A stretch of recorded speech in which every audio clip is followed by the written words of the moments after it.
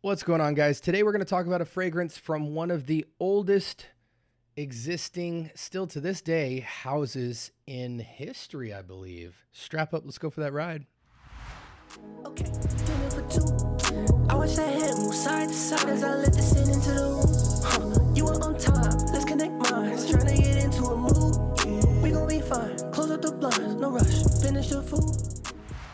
All right, welcome to the Scent Bubble. I am your host for the evening. Today from the house of Santa Maria Novella, we have Angeli di Firenze.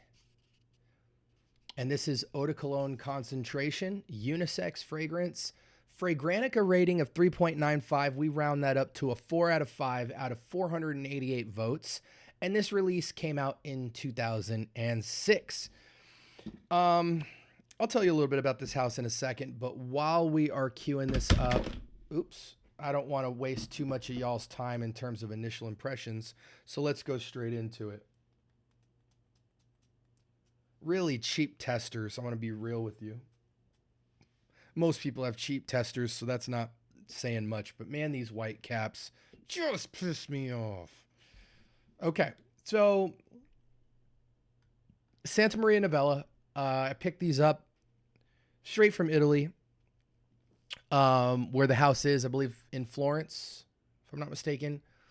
And these are eau de colognes, but just due to the raw materials and history of the house, a lot of their eau de colognes do punch like EDTs and in some cases eau de parfums. So I want to see the weight of these fragrances, and also you kind of get a more of a heritage feel with a modern polish. Let's see what this eau de cologne's hitting for. This is classified as a floral fruity fragrance. Oh, and I totally get that. I just get, honestly, this is really on par with something. This is not men and women's. Let's just put that out there. This is a women's fragrance through and through.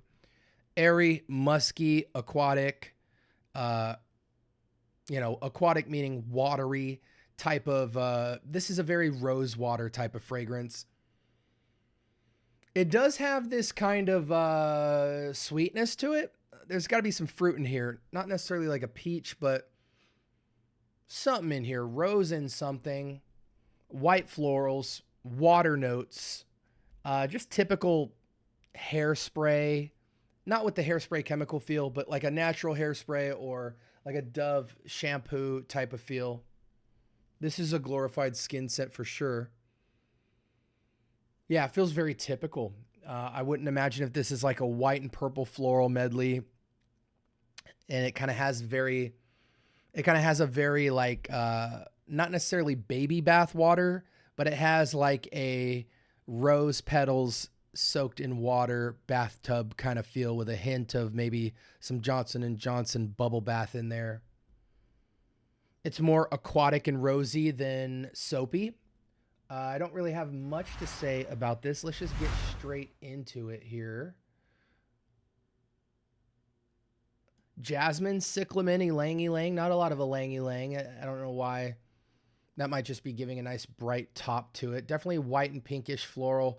Melon, peach, and iris in the mid. It's not very peachy. It's more on the melon and iris side. Not much black currant either. Lots and lots and lots and lots of white musk. Not too much vanilla to speak of, even on skin. This is just a musky white pink floral fragrance with the littlest 10 to 15% smattering of a kind of cantaloupe iris feel, but even those aren't super distinct. I mainly, again, this, if you close your eyes and didn't read the notes, you would think this is just kind of a slightly candied rose water with a little bit of bubble bath kind of feel to it. I don't want to say too much about this fragrance. As an eau de cologne, this is easily going to be a skin scent. This is going to function a lot like a typical light musk fragrance. So if you're a woman who's into the angelic natural beauty kind of take to perfumery, you don't want to be loud. You want to be soft and quiet. When people come up to you, they catch a little waft, but nothing sillage or anything. Matter of fact, it's so funny. I heard somebody on YouTube today call it sillage. They were like, yeah, and the sillage is absolutely incredible. I just thought that was so funny. It's sillage, folks. But yeah, there's not gonna be a lot of sillage to this. Glorified skin scent. Spring, summer, the elements would destroy this. You know, too much sun, wind, snow, rain, all that would destroy a fragrance like this. This is a light, airy, crisp day, 70 degrees target. You know what I'm saying? Fall, winter would destroy this. So it's any season, any reason in its tone because it feels very casual. But yeah, I just don't see this really holding up to much. I think this is very much an indoor fragrance. Just because that's the only place you're really going to detect it. You go outside and it's just going to destroy you. Some of the comparisons they make to this is Maison Margiela's Springtime. I might also caveat by saying it's very close to like a Beach Walk or something, a little less fragrancy, more musky than Beach Walk. Joe Malone's Wild Bluebell. Aqua Allegoria from Guerlain's Flora Salvagia by a little bit. It's just a musky, slightly rosy fragrance. It really hits like a diptyque fragrance, you know, what their EDTs at least, not their EDPs. But yeah, I mean, very bottom tier for a house so prestigious. I'm giving this a 6 because it's safe. If you like musk, cool. But, you know, this fragrance retails for close to $200. So are you going to spend that much for musk? No.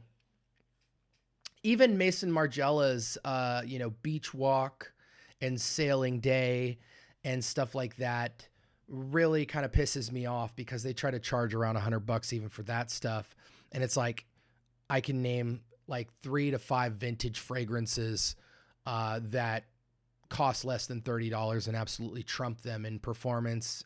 They match their quality and all that.